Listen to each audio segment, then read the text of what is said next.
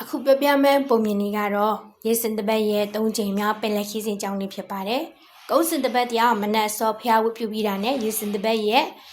၃ချိန်မြောက်ပင်လယ်ခီးစဉ်ကြောင်းနောက်ထောင်ဖို့တွားတယ်။အချင်းရေစင်တပတ်ကခါတိုင်းလိုပဲပြပြငါစီးကျူပြီးတော့သူ့ရဲ့နားမှာပဲထိုင်ခိုင်းထားပြီးတော့စားကောက်တော့ဖွဲ့တွေနဲ့အခန့်ကျူမိနေပါတဲ့။အဲ့အချိန်မှာခီးစဉ်ကြောင်းနောက်ထောင်မဲ့တခြားမိတ်ဆွေတွေလည်းရောက်လာပြန်တော့ရေစင်တပတ်ကဆောင်းအောင်တော့ဖွဲ့နဲ့လူလေးသမီးရှိအခန့်ကျူမိပြန်မှတဲ့စားကြောက်တော့ကြရင်နဲ့ပြပပရှိလာကြတော့ရေစင်တပတ်ကသူ့ရဲ့၃ချိန်မြောက်ပင်လယ်ခီးစဉ်အကြောင်းကိုစပြီးပြောပြပါတော့တယ်။ကဲမိတ်ဆွေတို့ငါရဲ့၃ချိန်မြောက်ပင်လယ်ခီးစဉ်အကြောင်းကိုပြောပြပါတော့မယ်။အခုခီးစဉ်ကအရင်ခီးစဉ်တွေထက်ကိုပို့ပြီးတော့ထူးဆန်းအောင်စရာကောင်းလာပါတယ်။အဲ့လိုမျိုးအစားချီလိုက်ပြီးတော့ရေစင်တပတ်ကသူ့ရဲ့၃ချိန်မြောက်ပင်လယ်ခီးစဉ်အကြောင်းကိုစပြီးပြောပြပါတော့တယ်။အလာဟုရှင်ရဲ့ကျေးဇူးကြောင့်ငါလည်းအသက်မနေုံနဲ့မကပဲပစ္စည်းဥစ္စာတွေလည်းအများကြီးရခဲ့တယ်။ငါလည်းပင်ပန်းခဲ့ရသမျှစီစဉ်ခံပြီးနေပေမဲ့ထပ်ပြီးတော့စွန့်စားပြီးခီးထွက်ချင်စိတ်စီဝါရှာချင်စိတ်တွေဖြစ်လာပြန်ပါကောအဲ့ဒါနဲ့ငါလည်းကုန်ဒီအများကြီးဝယ်ပြီးတော့တင်မော်ခီးထွက်ဖို့အတွက်ဘတ်ဒေါ်လာမျိုးကိုလာခဲ့တယ်ဘတ်ဒေါ်လာမျိုးကိုလည်းရောက်တော့ကုန်တယ်တွေအများကြီးနဲ့ပင်လယ်ခီးထွက်မဲ့တင်မော်တစ်စင်းကိုအစင်တစ်တွေ့သွားပါလေကောအမျိုးမျိုးအရွယ်ရာကိုရောက်ပြီးတော့ရောင်းလန့်ဝယ်လန့်နဲ့စီးပွားတွေဖြစ်ပြီးနေကြတော့တာပေါ့ဒီနေ့ကျတော့ငါတို့တင်မော်ကြီးကလိုင်းနေတအားကျန်းနေတဲ့ပင်လယ်အလေကောင်ကိုရောက်သွားကောအဲ့မှာတင်မော်ကပတင်ကထအောင်ငိုတာကိုကြားလဲရတော့တာပဲသူကငါတို့တွေတော့လွတ်လန်းမရှိသေးကြရတော့မှာပဲငါတို့တင်မောကလမ်းမလာပြီးဇူရတောင်တို့ခေါ်တဲ့မြောက်တွင်နေတဲ့တောင်စီကိုရောက်နေတာဖြစ်တယ်အဲ့လိုပြောနေရင်းနဲ့ပဲငါတို့တင်မောကြီးဟာကန်နာရောက်သွားတော့ကပတင်ပြောသလိုပဲမြောက်တွေကအမွေကြီးတွေကလည်းမဲလို့အရက်ကပူပူလေးတွေလက်နှစ်ထွားလောက်ပဲရှိတယ်မျက်စွေတွေကလည်းဝါနေတာပဲသူတို့ကြီးကအရင်ကြောက်စရာကောင်းနေသူတို့တွေကငါတို့တင်မောဘော်ကိုအော်ကြဟစ်ကြနဲ့ပြည့်စိတ်အုံကြီးလိုပဲတက်လာကြတယ်ငါတို့လူတွေနာတော့သူတို့မလာကြဘူးသူတို့ကအုပ်စုတောက်နေတော့ငါတို့လည်းဘာမှမလုပ်ရဖဲအသာလေးသူတို့လုတ်တဲ့မြကိုငြိမ်ကြည့်နေရတယ်သူတို့ကတင်မောဘော်ကကျိုးတွေအကုန်လုံးကိုကိုက်ဖြတ်ပြကြတယ်အဲ့လိုသူတို့လုတ်တဲ့မြရက်ကြည့်နေရင်းနဲ့ပဲတဖြည်းဖြည်းနဲ့တင်မောကြီးကတောင်းနေသွားတော့တာပေါ့မြောက်တွေကငါတို့ကိုကုန်းပေါ်ကိုဖမ်းပြီးခေါ်သွားကြတယ်ငါတို့ရဲ့ပါလသမျှကုန်းတွေကိုလည်းသူတို့ယူသွားကြတယ်ငါတို့လည်းကျိုးကြီးပေါ်မှာဘဲမှလည်းမသွားနိုင်ကြဘူးရှိတဲ့အတီးရွက်တွေစားပြီးတော့တွေ့တဲ့ချောင်းရည်မြောက်ရည်လေးတောက်ပြီးတော့နေကြရတယ်နေတာကြာလာရင်းနဲ့ပဲတနေ့မှာတော့ကျုံးရဲ့အလေကောင်မှာရဲတိုက်ကြီးတစ်လုံးကိုတွားတွေ့ကြတယ်လူနေနေတဲ့ပုံစံနဲ့တော့တူတယ်အဲ့ဒါနဲ့ငါတို့လည်းပျော်သွားကြပြီးတော့အပြေးလွှာသွားကြည့်ကြတာပေါ့တိုက်ကြီးရဲ့ဘေးပပတ်လေကအုံမျိုးရိုးကြီးတွေခံထားပြီးတော့အဝင်ဝကလည်းတကားကြီးနှစ်ချက်ကလည်းပွင့်ပြီးနေတယ်တိုက်ကြီးတဲ့ဝင်လိုက်တော့ကြတော့၄တောင်ကွက်လက်ကြီးတခုတော့တွေ့တယ်အဲ့ကွက်လက်ကြီးထဲမှာကြောက်သားထိုင်ကုန်ကြီးတစ်ခုရဲ့မိဘကြီးတစ်ခုရဲ့ကိုတွေ့လိုက်ရတယ်အဲ့မိဘပေါ်မှာလည်းဟင်းအိုးကြီးတွေတင်ထားတာကိုတွေ့ရတယ်ဘေးပတ်လက်မှာလည်းအယိုးစုတွေပုံနေတာကိုတွေ့ရတယ်အခုထိတော့လူတယောက်မှကိုမတွေ့နေရသေးဘူးငါတို့လည်းတယောက်မျက်နှာတယောက်ကြည့်ပြီးအံ့ဩနေတာပေါ့ဘာမှလည်းစဉ်းစားတတ်တော့တာနဲ့မောနဲ့အိုက်ကွက်လက်ကြီးထဲမှာပဲခလန်းလဲရင်းနဲ့နားနေလိုက်ကြတော့တာပေါ့တဖြည်းဖြည်းနဲ့အိပ်ပျော်သွားလိုက်ကြတာဆိုတာညနေဆောင်မှပဲပြန်လို့လာကြတော့တယ်ငါတို့နိုးလာတဲ့အချိန်မှာငလျင်လှုပ်တယ်လို့မြေကြီးကလှုပ်နေပြီးတော့မိုးပေါ်ကနေတဟီဟီနဲ့အတန်ကြီးမိလာပါကောဘာဖြစ်တာပါလဲလို့ကြည့်လိုက်တော့ကြတော့ရဲတိုက်ကြီးပေါ်ကနေပြီးတော့မှလူလိုမျိုးအကောင်မဲကြီးဆင်းလာတာကိုတွေ့လိုက်ရတယ်အရက်ကြီးကလည်းထမ်းမင်ကြီးလောက်ကိုမြင့်နဲ့မျက်လုံးကြီးတွေကလည်းမီးပိုကြီးတွေလိုရ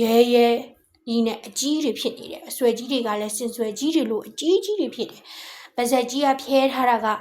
ရေရင်းကြီးကြားနေတာပဲအကျယ်ကြီးပဲနှက်ခမ်းကြီးတွေကလည်းသူ့ရဲ့ရင်ဘတ်ထီကိုတွဲကြနေပါကောလက်ရွက်ကြီးတွေကလည်းအပြားလိုက်ကြီးပခုံးပေါ်မှာတင်းနေပါကောလက်သေးကြီးတွေကလည်းချင်းသေးလက်သေးကြီးတွေလိုပဲအရှည်ကြီးတွေဖြစ်နေတယ်ငါမဲ့အဲ့တရေကြီးကိုမြင်လိုက်ရတော့ကြတော့လမ်းလိုက်တာဆိုတာလေအသက်ရှူတောင်ရက်သွားတယ်တရေကြီးကကြောက်ခုံကြီးပေါ်မှာမိမ့်ကြီးထိုင်နေပါကောငါတို့မှကြောက်နေလိုက်ကြတာဆိုတာလေအသက်တောင်ပြင်းပြင်းမရှူရဲဘူးအဲ့ချိန်တရေကြီးကငါတို့ရှိတဲ့ဘက်ကိုလာပြီးတော့ငါရဲ့လေကိုကိုင်းပြီးတော့ခေါ်ပါကေ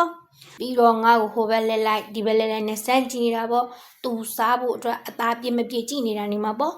့ငါကလည်းပိန်းညော်နေတော့ကျတော့ तू ကသဘောမကျနေဘူးအဲကြောင့်ငါ့ကိုပြန်ချထားလိုက်ပြီးတော့ကျတော့နောက်လူတွေကိုထပ်စမ်းနေဘသူ့မှငို तू တော်တော်နဲ့သဘောမကျနေဘူးနောက်ဆုံးကျတော့ငါတို့ရဲ့တင်မောကပတိန်ကိုတွေ့တော့ပါကောသူ့ရဲ့ခန္ဓာကိုယ်ကဝဖဖိုင်နဲ့အားလဲရှိတာမို့လို့သဘောကျသွားပြီးတော့တခါတည်းသူ့ကိုတွန်းလဲလိုက်ပြီးတော့လေဘင်းကိုခြေထောက်နဲ့နင်းပြီးတက်ပစ်လိုက်ပါလေကောကပတိန်ကြီးကို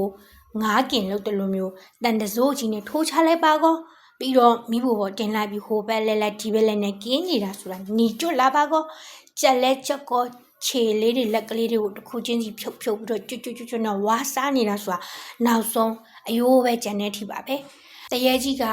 အယိုးတွေကိုအုပ်ရိုးဘက်ကိုလွင့်ပြလိုက်ပြီးတော့ကြောက်ထိုင်ကုန်ကြီးပေါ်မှာမလုံမရှက်ကြီးထိုင်နေပါကောပြီးတော့ခလုခလော့နဲ့အိပ်ပျော်သွားကောမိုးလင်းနဲ့ထိပဲသူနိုးလာပြီးတော့ကြတော့တိုက်ကြီးပေါ်ပြန်တက်သွားပါကောအဲချာမှငါတို့တွေလည်းတယောက်နဲ့တယောက်စကားတွေပြန်ပြောကြပြီးတော့ကိုယ့်ရဲ့တိမ်မဲ့အဖြစ်ကိုပြန်တွေးပြီးတော့ရှာကြီးတငင်ကိုကြားတော့တာပေါ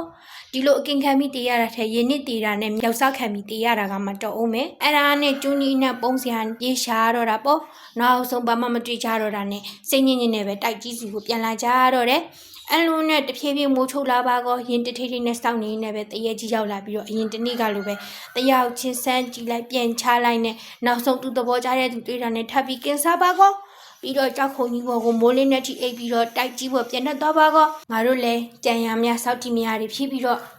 တိုင်ပင်ကြရတော့တာပေါ့ဒီလိုမိကင်ခံနေရတာချက်ပင်လေတဲ့စင်းတွေကြရတဲ့အဖြစ်ကမှတော့အောင်မယ်အဲ့လိုနဲ့နောက်ဆုံးကြတော့တရေကြီးကိုတက်ပစ်လိုက်ကြဖို့ဆုံးဖြတ်လိုက်တော့တယ်တရေကြီးကိုတက်ပြီးတော့ကြတော့ထင်းတွေရဲ့အခြားတစ်သားတွေရဲ့ယူပြီးတော့ငါတို့ဖောင်လုပ်ပြီးပြေးကြမယ်မပြေးရင်လည်းတခြားတင်မောလာတဲ့ဒီကျုံးမှာပဲငါတို့စောင့်နေကြမယ်တကယ်လို့တရေကြီးကိုတက်မရခဲ့လို့ရှင်လဲငါတို့အတူတူပင်လေတဲ့စနေကြမယ်လို့ဆိုပြီးတော့စီစဉ်ထားကြတယ်အဲ့လိုနဲ့တစ်တီချင်းနေရသမျှကန်နာကိုတဲပြီးတော့ဖောင်တစ်ခုစင်တင်သုံးထားလိုက်ကြတယ်ပြီးတော့တရေကြီးကိုတက်ဖို့စောင့်နေလိုက်ကြတယ်တရေကြီးကမိုးချုပ်တာနဲ့ခါတိုင်းလိုပဲတက်ဖြတ်စားတောက်ပြီးတော့ကြောက်ခုံကြီးမှာအိပ်ပျော်နေတဲ့အချိန်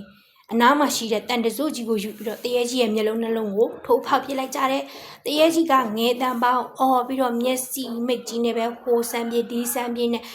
တိုက်ကြီးရဲ့အပြင်ဘက်ကိုရောက်သွားပါကောငါတို့လည်းသူ့နောက်ကနေတိတ်တိတ်ကလေးနောက်ခံလိုက်သွားပြီးတော့ဖောင်ရှိတဲ့ဘက်ကိုပဲပြီးတော့ပြန်လာခဲ့လိုက်ကြတယ်။တကယ်လို့တရေကြီးကမိုးချိုးလုံးမှာပေါ်မလာခဲ့လို့ရှိရင်သူတည်သွားခဲ့ပြီပဲတကယ်လို့ပြန်လာခဲ့လို့ရှိရင်ငါတို့ဖောင်နဲ့တခါတည်းပြေးကြမှာဖြစ်မယ်နော်လို့ဆိုပြီးတော့တယောက်နဲ့တယောက်တတိပေးပြီးတော့စောင့်နေကြတယ်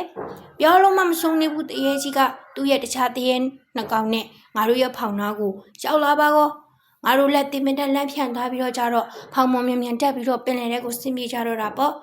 ့သူ့အဖော်တရေနှစ်ကောင်ကလည်းငါတို့ကိုကြောက်တုံးကြောက်ခဲတွေနဲ့လှမ်းပေါက်ပါကောအဲ့မှာငါတို့လူတွေကြောက်တုံးမှန်ပြီးတည်သွားကြပြန်ကောအဲ့လိုနဲ့ပဲတရေလက်ကလွတ်ခဲ့ပြီးတော့ကြတော့ပင်လယ်ထဲလေရောက်ကောလိုင်းလီကျန်းတာနဲ့နောက်ထပ်ငါတို့အဖော်တွေတည်သွားကြပြန်ကောနောက်ဆုံးဖောင်ကြီးပေါ်မှာငါနဲ့အဖော်နှစ်ယောက်ပဲကြံခဲ့တော့တယ်ငါတို့၃ယောက်ခင်ဗျာမောကလည်းမောစာကလည်းစာချင်မလက်မလိုက်နေဖြစ်ပြီးတော့အားပြက်လာကြတော့တာပေါ့အဲ့လိုဖြစ်နေတော့ကန်ကောင်းကျင်တော့ကြတော့ငါတို့ဖောင်ကစိမ့်လန်းတိုင်ရတဲ့ကျွန်းကြီးကျွန်းပေါ်ကိုရောက်သွားပါကောငါတို့တော့တေဗီကလွတ်ပြီးဟေးဆိုပြီးတော့ပြောသွားကြတော့တာပေါ့ကျွန်းကြီးပေါ်မှာရှိနေတဲ့အတီးနှံတွေကိုဝါအီအောင်စားကြပြီးတော့ရေကြီးရေတန်းတွေကိုလည်းစိတ်ကြိုက်အဝါတောက်ပြပြီးတော့နေကြရင်းနဲ့တဖြည်းဖြည်းနဲ့မိုးချုပ်လာပါကောငါတို့လည်းပင်မလာတာနဲ့မြေကြီးပေါ်ကိုဒီတိုင်းပဲလှည့်ပြပြီးတော့အိပ်ပျော်သွားလိုက်ကြတယ်ဆိုတာတချိုးတဲ့ပါပဲအဲ့လိုအိပ်ပျော်နေရင်းနဲ့ပဲညတကောင်ရောက်တော့ကြတော့လေချုံတန်ကြတာနဲ့ငါတို့လက်နိုးလာကြပါကောမစံကြီးပါလေလို့မျက်လုံးဖွင့်ကြည့်လိုက်တော့ကြတော့အေးယာမမွေကြီးတကောင်ကငါတို့ဘေးနားမှာပတ်ခွေနေတာကိုတွေ့ရပါကောမွေကြီးကပြုံးကနေပဲခေါင်းကြီးထောင်လာပြီးတော့ငါအဖော်တွေကတယောက်ကိုခေါင်းကနေစပြီးတော့တကူလုံးကိုမျိုးချပစ်လိုက်ပါကောအဲ့လိုမျိုးချမြစ်လိုက်တာမြဲအယိုးတွေတဖြောင်းဖြောင်းနဲ့ကျိုးသွားစံအောင်ကြားလိုက်ရတယ်မွေကြီးကမျိုးပြီးတာနဲ့လှည့်ထွက်သွားကောအဲ့မှာငါတို့လဲတယောက်မျက်နှာတယောက်ကြည့်ပြီးတော့အော်ငါတို့ရင်ဆိုင်နေရတဲ့ဘေးတွေကတစ်ခုတစ်ခုပို့ပြီးကြောက်စရာကောင်းတာတွေဖြစ်နေပါလားလို့ညီးတွားမိကြတယ်အလိုနဲ့မိုးလင်းသွားတော့ကြတော့ကျွန်းကြီးဘော်ကိုရှောက်သွားပြီးတော့တိဥတိခုတွေရှားစားကြပြီးတော့မိုးချုပ်လာတော့ကြတော့မွေကြီးရဲ့အနေရလွတ်အောင်လို့ဆိုပြီးတော့ငါတို့တစ်ပင်ကြီးတွေပေါ်မှာတက်ပြီးတော့အိတ်ကြတယ်ငါကတစ်ပင်ရဲ့ထိပ်ဖျားမှာအိတ်တယ်ငါရဲ့ဘွားငါရဲ့အောက်နာလေးမှာအိတ်တယ်အဲ့လိုအိပ်ပျော်နေတော့မှပဲညနဲ့လာတော့ကြတော့မွေကြီးကတစ်ပင်ဘော်ကိုတက်လာပြီးတော့ငါအဖော်ရဲ့ခေါင်းငါနေပြီးတော့မှပခုံးထီမျိုးချနေတာကိုငါမြင်လိုက်ရတယ်ပြီးတော့ကြတော့ကိုလုံးကြီးကိုတစ်ပင်ကြီးနဲ့ရိုက်ချလိုက်ပြီးတော့အယိုးတွေကိုချိုးပြလိုက်ပါကောအဲ့လိုနဲ့အယိုးတွေလည်းကျိုးသွားတော့မျိုးပြီးတော့ကြတော့မွေကြီးကတစ်ပင်ဘွားကနေဆင်းသွားပါကောငါမှတညာလုံးကြောက်လန့်ပြီးတော့မအိတ်နိုင်နေဖြည့်ပြီးတော့ကြက်တီတင်နေပါတော့တယ်မိုးလင်းတော့မှငါလည်းမွေကြီးရဲ့အရေးချီကိုကြည့်ပြီးတော့ကြတော့တစ်ပင်မော်ကနေပြီးတော့မှဆင်းခဲ့လိုက်ပြီးတော့ငါတော့မွေမျိုးခံရတာထက်ပင်လေတဲ့ဆင်းပြီးတည်ရတာကမှတော်အောင်မဲလို့ဆိုပြီးတော့ကြတော့ပင်လေတဲ့ဆင်းတည်ဖို့အတွက်ကမ်းဘက်ကိုထွက်လာခဲ့လိုက်တယ်ဒါပေမဲ့လည်းငါလည်းတကယ်မတည်ရတာနဲ့လက်လျှော့ခဲ့လိုက်ပြီးတော့မွေကြီးရဲ့ရန်ကနေငါဘယ်လိုလုပ်အောင် လောက်ရမလဲဆိုပြီးတော့စဉ်းစားနေရင်းနဲ့အကြံတစ်ခုရသွားတယ်မိုးကလည်းတဖြည်းဖြည်းမှောင်စားပြူလာပြီအဲ့မှာငါပြင်ပြားကြီးငါချက်ကိုမရရအောင်ရှာတယ်ရှာတွေ့ပြီဆိုတာနဲ့ငါရဲ့ခန္ဓာကိုယ်ပတ်လဲကိုပတ်ပြီးတော့ခြိထားလိုက်တယ်ပြီးတော့ကြတော့မြေကြီးပေါ်မှာလှဲချပြီးတော့အိတ်နေလိုက်တယ်မှောင်လဲမှောင်လာကောမွေကြီးကရောက်လာပါကောအဲ့ဒီမှာငါကိုမျိုးဖို့လုပ်တော့တာပေါ့တညာလုံးငါရဲ့ပတ်လဲကနေပြီးတော့မှသူမျိုးဖို့လုပ်နေပေမဲ့ငါယူဘလို့မှသူမျိုးလို့မရတဲ့အချိန်မှာလက်လျှော့ပြီးတော့နေတယ်တညာလုံးငါရဲ့အနာကနေသူမခွာနေဘူးငါမကြောက်လွန်းလို့အသက်တောင်ပဲလို့ရှူရမှမသိတော့ဘူးအဲ့လိုနဲ့မနဲ့မိုးလင်းတော့ကြတော့မွေကြီးကနှာတရှူရှူမှုတ်ပြီးတော့စိတ်ပြက်လက်ပြက်နဲ့ငါ့ကိုထားပြီးထွက်သွားပါကောအဲ့ဒါနဲ့ငါလည်းပြင်ပြားတွေမြင်မြင်ပြန်ဖြုတ်လိုက်ပြီးတော့ကမ်းဘက်ကိုထွက်ခဲ့လိုက်တယ်ကမ်းဘက်လည်းရောက်ကောပင်လယ်ဘက်ကိုမျောကြီးတော့ကြတော့တင်ပေါ်တစင်တွေ့လိုက်ရပါကောငါလည်းဝမ်းတာအာရနဲ့တစ်ကိုင်းတွေကိုချိုးပြီးရမ်းပြီးတော့အချက်ပြရတာပေါ့ပါဇက်ကလည်းအသက်ကုန်အော်ဟစ်လက်ကလည်းအချက်ပြလိုက်နေနောက်ဆုံးတော့သူတို့တွေငါ့ကိုမြင်သွားကြပြီပြီးတော့ကြတော့သူတို့တင်မောဘကိုခေါ်တင်သွားကြတယ်ငါ့ကိုအကျိုးအကြောင်းမိကြတာနဲ့ငါလည်းကြုံခဲ့ရသမျှကြောက်စရာဖြစ်ပျက်တွေအကုန်လုံးကိုတစ်ခုမကျန်ပြောပြခဲ့လိုက်တယ်အလိုနဲ့ငါလည်းအဲ့ကုံတင်မောနဲ့အတူတူအလာတလဟိတဆိုတဲ့ကျုံကိုရောက်သွားတယ်တင်မောနဲ့ပါလာတဲ့ကုံတွေကကုံရောင်းကုံဝဲတွေလုပ်နေကြတယ်အဲ့ကျုံမှာကစနကူတစ်ပေါ်တာကိုတွေ့ရတယ်တယောက်တည်းဘာလို့ရမလဲတွေးနေတော့ရှိသေးတယ်တင်မောကပတင်ကရောက်လာပြီးတော့ငါကိုပြောတယ်တစ်မှာကုံရောင်းကုံဝယ်လှုပ်ရှားမရှိဘူးဆိုလို့ရှိရင်ငါပြောသလိုလှုပ်ချင်သလားလို့မေးတယ်ငါလည်းအရန်ကိုပြောသွားပြီးတော့ပြောပါကပတင်ရဲ့တင်ပြောသလိုငါလှုပ်ပါမယ်ဆိုပြီးတော့ပြန်ပြောလိုက်တယ်အဲ့တော့ကပတင်ကငါတို့တင်မောပေါ်မှာပါလာတဲ့ကုံတွေတယောက်ကတေးလားရှင်လားမသိရပဲနဲ့သူ့ရဲ့ကုံတွေငါတို့စီမှာကြံနေတာရှိတယ်အဲ့ကုံတွေကိုတင်ရောင်းပေးမယ်ဆိုလို့ရှိရင်ရောင်းကတေချာလေးပေးပါမယ်ရတဲ့ပိုက်ဆံတွေနဲ့ရောင်းလို့မကုန်ပဲကြံမဲ့ကုန်ပစ္စည်းတွေကိုတော့ဗကရမြို့ကိုရောက်လို့ရှိရင်အဲ့ကုံတွေရဲ့ဆွေမျိုးတွေကိုမြင်းမြန်းစုံစမ်းပြီးတော့ပြန်ပေးရမယ်ငါကိုတင်ငါတော့အလာဟုရှင်ထမ်းမဆုမငောင်းတောင်းပေးပါငါကလည်းတင်အကျိုးကိုပြန်ကြည့်ပေးပါမယ်လို့ဆိုပြီးတော့ငါကိုပြောတယ်အဲ့ဒါနဲ့ငါလည်းလက်ခံလိုက်တော့ကြတော့ကပတင်ကသူ့ရဲ့စရေးကိုလမ်းပြောတယ်ပုံနဲ့စင်တပည့်ရဲ့ကုံစင်းကိုဒီလူကိုပြပေးလိုက်ပါလို့ပြောတယ်အဲ့ဒါနဲ့ငါလည်းငါရဲ့နာမည်ကိုကြားလိုက်တော့ကြတော့အဲ့စင်တပည့်ဆိုတဲ့လူကဘလို့ပုံစံရှိတယ်လဲလို့ကပတင်ကိုမေးလိုက်တယ်အဲ့တော့ကပတင်ကငါလည်းသူ့ရဲ့အကြောင်းကိုသိချတော့မသိပါဘူးပကရမျိုးကပင်လေခီသားစင်တပတ်လို့တော့ပြောတာပဲငါတို့တင်မောကကျွန်းတကျွန်းကိုခဏစိုက်နေတော့မှတခြားကုန်တွေနဲ့ရင်းနှီးတည်သွားတယ်လို့လည်းငါကြားတယ်အဲ့နောက